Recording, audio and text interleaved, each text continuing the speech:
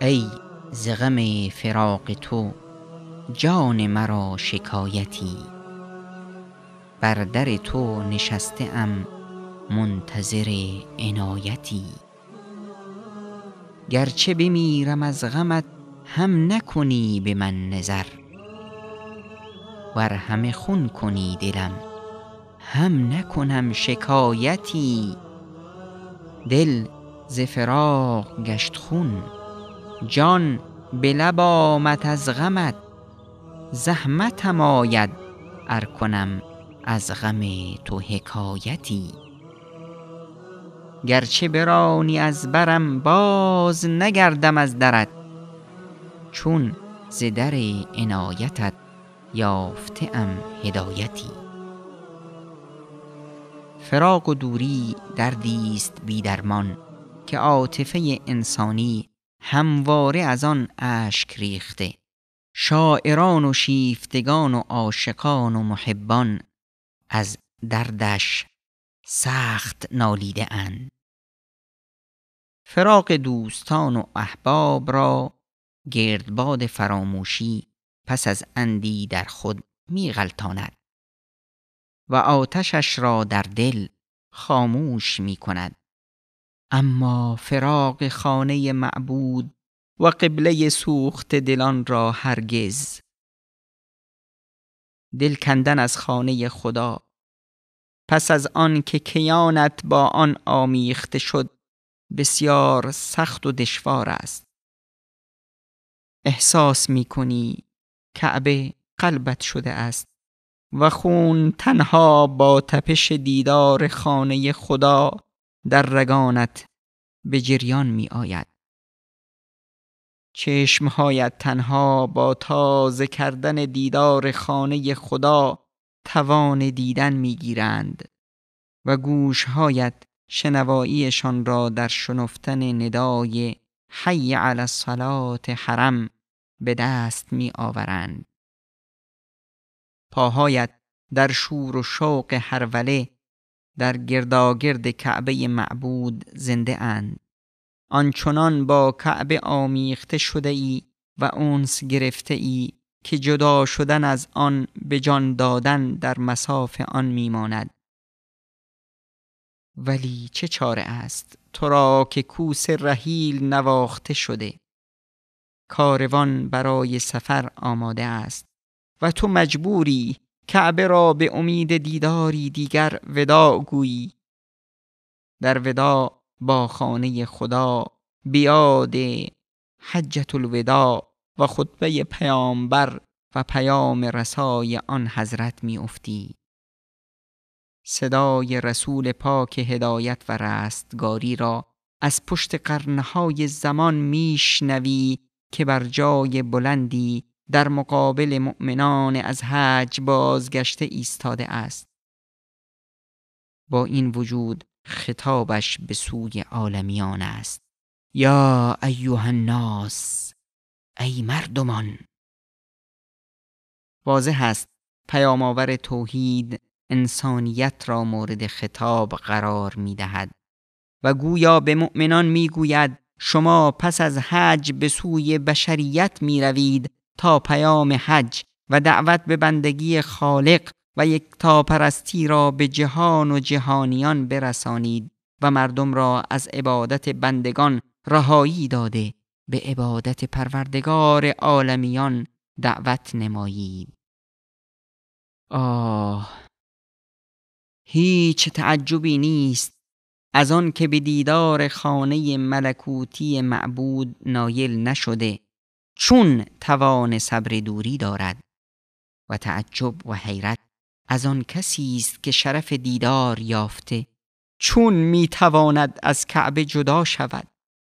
چشمهایت اشک ریزان به خانه خدا خیره میشوند. پاهایت عاشقانه وار در طوافند و لبهایت مشغول دعا. احساس می کنی ای کاش بیشتر و بیشتر در کنار کعبه مراد می بودی، بیشتر از گلستان ایمانش برمی چیدی، یا حداقل فرصت بیشتری برایت می بود تا از رحمات بیدریغ الهی بهره گیری. ولی 100 حیف و 1000 حیف که وقت رحیل فرا رسیده است و باید رخت بربست. چشمها پر از اشک فراق، دل تپان شوق دیدار مجدد، دستهای لرزانت اگر شور و شوق انبوه عاشقان اجازه دهد خود را به ملتزم می رسانند. در غیر این صورت در حجر اسماعیل یا هر گوشه ای دیگر به دعا بلند شده از ته دلت از پروردگار عالم می خواهی هر سال حج و عمره‌ای و تجدید دیدارهایی نصیبت کند. تنها امید به پذیرش این دعاست که برد و سلامتی بر قلبت نازل می کند و احساس می کنی دلت می تواند بر الم فراق صبر تلخ پیشه کند. در انبوه جمعیت پاهای دلریشت ناخواسته به سوی درب خروجی در حرکتند و چشمها اشک ریزان کعبه را در آغوش دارند.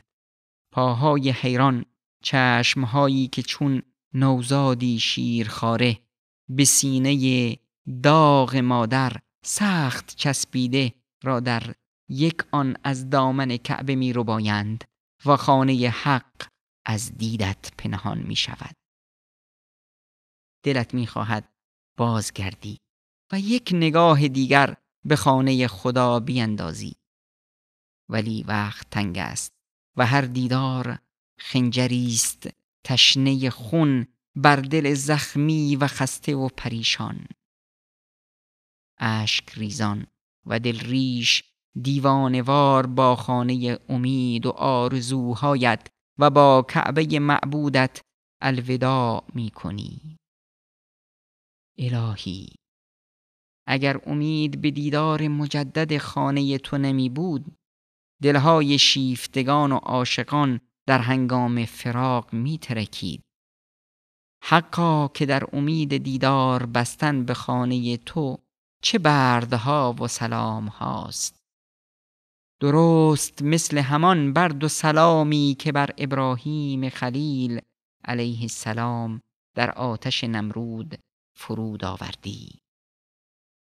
پس حمد و ثنا و تحیات و سپاس بیکران بادا مر تو را ای پروردگار یگانه، و درود و سلام و طیبات بر عزیز دلهایمان پیک رسالت و رسول خاتمت حضرت محمد مصطفی و اهل بیت و یاران و پیروان او تا به روز وصال. بشنو از نی چون حکایت می کند، از جدایی ها شکایت می کند، که از نیستان تا مرا ببریده اند، در نفیرم مرد و زن نالیده اند. سینه خواهم شرح از فراق، تا بگویم شرح درد اشتیاق. هر کسی کو دور ماند از اصل خیش، باز جوید روزگار وصل خیش. آتش است این بانگ نای و نیست باد، هر که این آتش ندارد نیست باد.